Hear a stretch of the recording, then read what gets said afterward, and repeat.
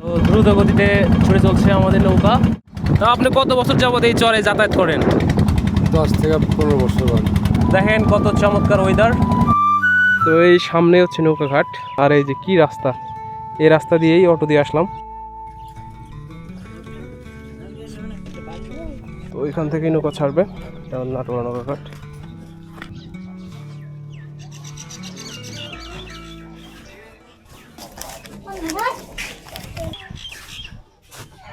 Ticket নিলাম, ticket মূল্য 50 টাকা এখান থেকে উপজেলা সদরে যাওয়ার জন্য। এইটা হচ্ছে নৌকা, এটা ফেরির মতো, এখানে নৌকা থাকে এবং লোকজন খুব সুন্দরভাবে নৌকাতে উঠতে পারে। নৌকাতে ওঠানামা খুবই সুন্দর ব্যবস্থা।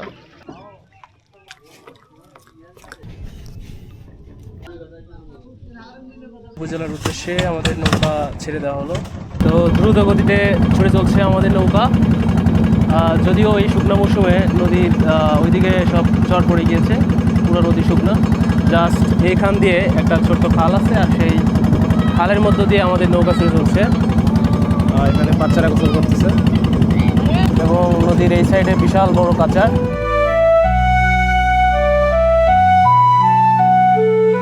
যখন বন্যার সময় থাকে তখন যাওয়াটা অনেক সহজ হয়, কিন্তু এই শুকনো মৌসুমে নদীগুলোতে পানি কম থাকার কারণে অনেক ঘুরে যেতে হয়। হ্যাঁ, কেমন আছেন? আছি তো ভালোই। আপনার বাড়ি কি এই পারে না ওই পারে? পশ্চিম পার ভান্ডার বাড়ি। এখানে কি কাজে আসছিলেন? এই মেলা মাইনে থালি ফোড়া এগুলো বেশি। আমরা ব্যবসা করেন? আচ্ছা। তো কাকা, এই যে এখন তো শুকনো মৌসুম, তাহলে এই চরে যে যোগাযোগ ব্যবস্থাটা, এটা কি শুকনো মৌসুমেই বেশি ভালো নাকি হচ্ছে বন্যার সময় বেশি ভালো? বন্যার সময় বেশি ভালো। বন্যার সময় নৌকা ডুবে যায় বা ঝড় তুফানের সমস্যা হয় না? না, হলে কোনো সমস্যা নেই। তো আপনি কত বছর যাবত এই চরে যাতায়াত করেন? 10 থেকে 15 বছর। তাহলে শুধু ব্যবসার জন্য আসেন এখানে? খালি ব্যবসার জন্য আছি। তো আজকে কখন আসছিলেন? আজকে আসছিলাম ফজরের নামাজ পড়ে। তো সব কিছু কি বিক্রি শেষ? না, কিছু থাকি, সবই গিয়ে বেচা হয়। তাহলে এই যে আপনার ওই এলাকায় চাইতে এই জায়গায় কি ব্যবসা করে বেশি ভালো হয়? হ্যাঁ। ঠিক আছে কাকা, আপনার সাথে কথা বলে খুবই ভালো লাগলো। আচ্ছা। তো দেখেন আমরা চলতে চলতে একদম সরু রাস্তার ভিতরে চলে আসলাম। নদী এখানে প্রায় শুকনা ছিল আগে, বাট এখন হচ্ছে একটা ব্যবস্থা করার কারণে এখানে মোটামুটি পানি জড়ো হয়ে এটা ফুলে উঠছে। এই যে দূরে অনেকগুলো ট্রলি দেখতে পাচ্ছেন, এই ট্রলিগুলো হচ্ছে এখন নদী শুকিয়ে যাওয়ার কারণে মানে মাল বোঝাই নৌকাটা আপনার ঘাটে যেতে পারে না, যার কারণে এই ট্রলিতে করে এইদিকে যেখানে নদীর পানি বেশি সে পর্যন্ত নৌকা এসে সেই মালপত্র সব ট্রলিতে করে নিতে হয়। ওই দেখেন একটা ট্রলি ওখানে আটকে গেছে, ইট বোঝায় আটকে গেছে। নদীর ভিতরে বাঁধ দেওয়া হয়েছে, সে বাঁধ দেওয়ার ফলে এখানে যে পানিগুলো উত্তর থেকে আসে সেগুলো জড়ো হয়ে সেগুলো মানে শুধু যাত্রীবাহী নৌকাটা চলতে পারে। দেখেন কত চমৎকার ওয়েদার। যারা এরকম নদী পারাবার হয়, এত সুন্দর ওয়েদার শুধু তারাই পায়। এবং আমার পেছনে দেখেন আরেকটা নৌকা চলে গেল, সূর্য পশ্চিম দিকে হেলে পড়ছে, এর ভিতর দিয়ে আমাদের নৌকা ছুটে চলছে গন্তব্যের দিকে।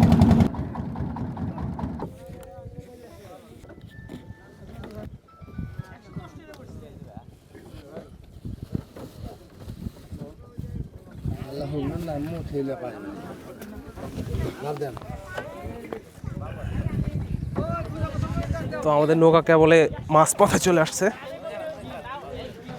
তো দেখেন এই যে লোকজন সব নেমে যাচ্ছে, এবং এটা হচ্ছে বাঁধ, এটা হচ্ছে এখানে বাঁধ দিয়ে এই পুরা এই সাইডে নদীটা পুরো ঠেকিয়ে দেওয়া হচ্ছে। আমাদের এই সাইডে পানির তুলনায় এই সাইডের পানি উচ্চতা অনেক বেশি হয়ে গেছে, যার ফলে নৌকাটা এখান থেকে চলতে পারতেছে। নৌকা এসে এখানে থামতেছে, আবার আমাদের এখানে হচ্ছে অন্য নৌকাতে করে আবার হচ্ছে যেখানে যাব উপজেলা ঘাটে, সেই ঘাটে যেতে হবে। সবগুলো লোকজন নেমে গিয়েছে এবং পরবর্তী নৌকাতে উঠবে সবাই।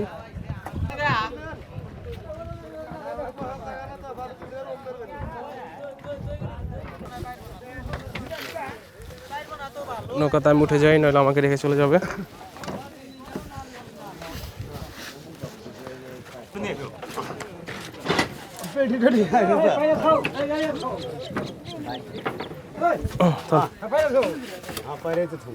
মোটরসাইকেল নাই কিছু না।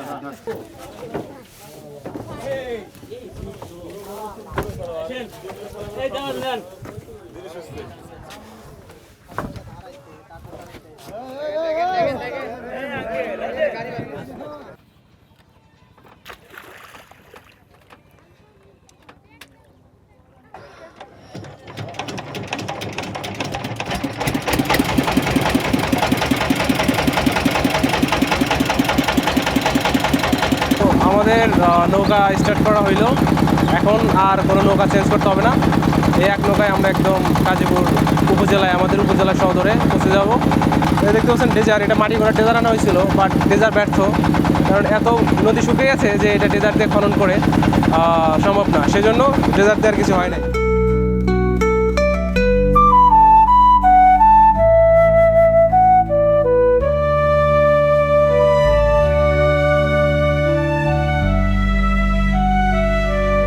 আজকে 2026 সাল, এই সময় এসেও আমাদের চলাচলের মানুষকে এরকম প্রাচীন যুগের যে নৌকা, সেই সব নৌকা দিয়ে করেই চলাফেরা করতে হয়।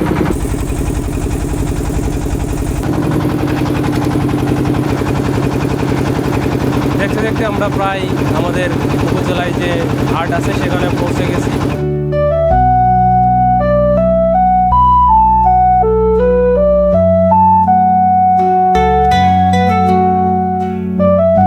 দেখতে দেখতে আমরা আমাদের উপজেলা যে ঘাট আছে সেখানে পৌঁছে গেছি। আমাদের সময় লেগেছে প্রায় 1 ঘন্টার মতো। দেখা যাচ্ছে মেঘাই ঘাট।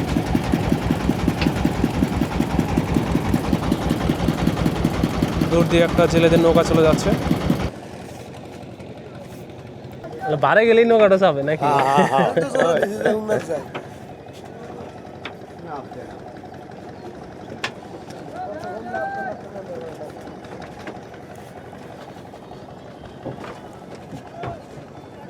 এই নৌকায় সিস্টেম খুবই সুন্দর, যাত্রীদের জন্য খুব সুন্দর ব্যবস্থা করে দেওয়া আছে, ছাউনি এবং বসার জায়গা।